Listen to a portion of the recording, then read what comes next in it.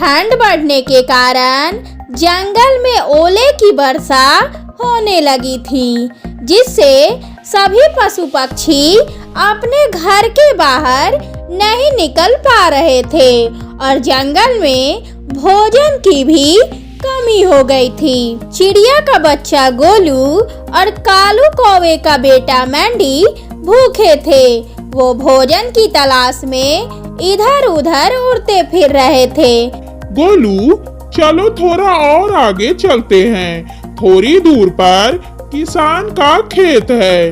हो सकता है हमें वहाँ से कुछ खाने को मिल जाए।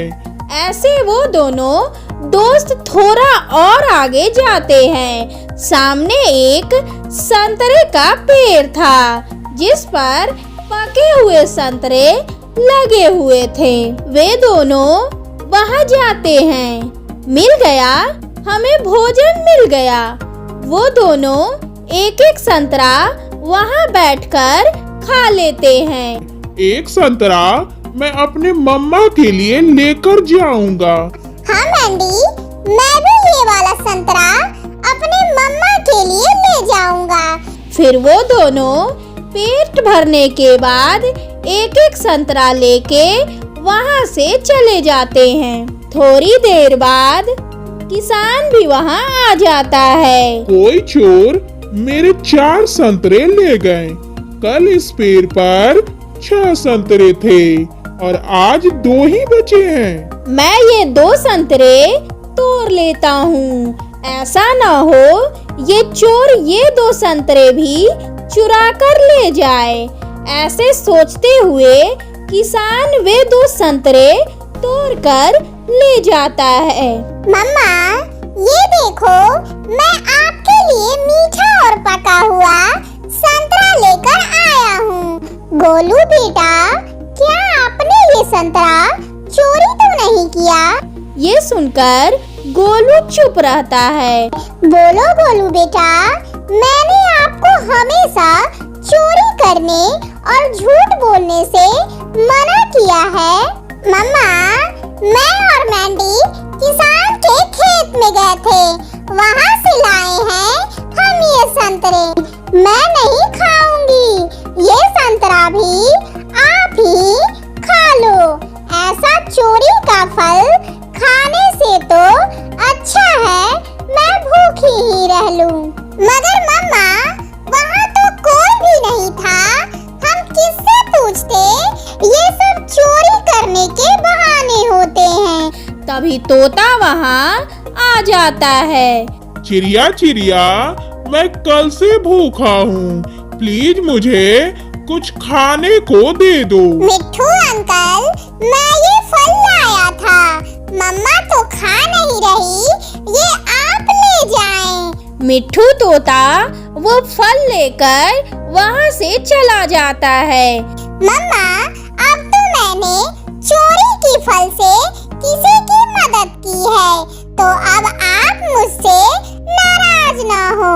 नहीं गोलू बेटा, अगर किसी की मदद करनी हो तो वो भी अपने पास से ही करते हैं, ना कि चोरी के माल से। दूसरे दिन गोलू और मैंडी फिर से इकट्ठे होते हैं। चलो दोस्त, आज फिर वहाँ जाते हैं। 2 संतरे जो बचे थे वो हम आज खा लेंगे।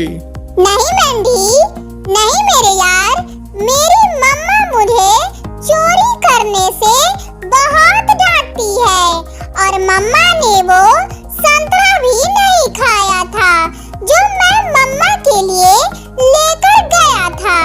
मगर मेरी मम्मा ने एक ही बार में वो संतरा खा लिया था।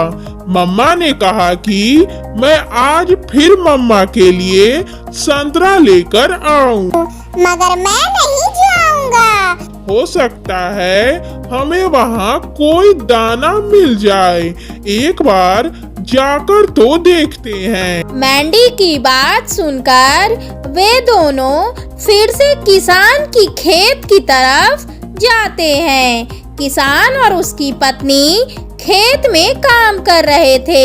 नहीं, यहाँ तो कुछ भी नहीं है। वो 2 संतरे तो किसी ने तोड़ हाँ वो मैंने तोड़े हैं, इसका मतलब तुम ही चोर हो।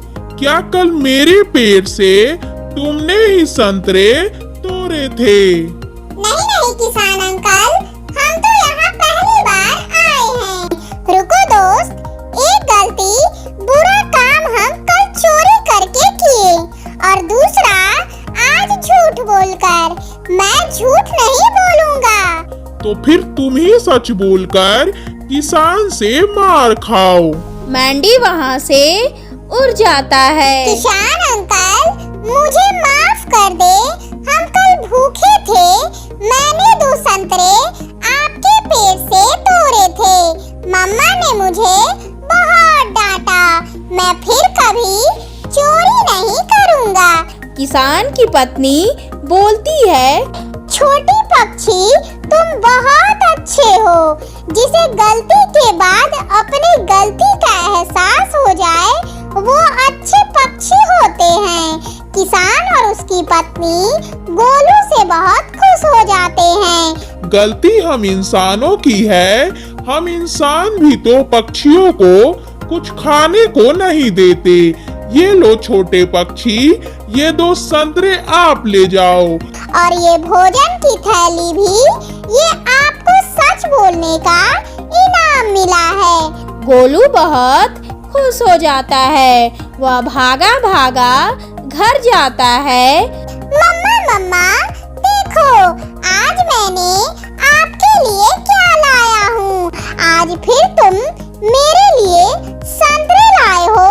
मैंने कल तुम्हें कितना समझाया। मैंने कल आपको मना किया। फिर गोलू अपनी मम्मा को सारी बात बता देता है। मम्मा, आज मुझे ये सब सच बोलने का इनाम मिला है। किसान और उसकी पत्नी बहुत खुश हुए थे मुझसे। गोलू बेटा, देखा, सच्चे पक्षियों को हमेशा हर काम में ऐसे ही आसानी होती है। सच में आज मुझे संतरा खाने का बहुत दिल कर रहा है। फिर वो माँ बेटे हंसने लग जाते हैं। प्यारे दोस्तों, इस कहानी से हमें यह सीख मिलती है कि हालात कैसे भी हो, हमें हमेशा सच बोलना चाहिए। आपका धन्यवाद।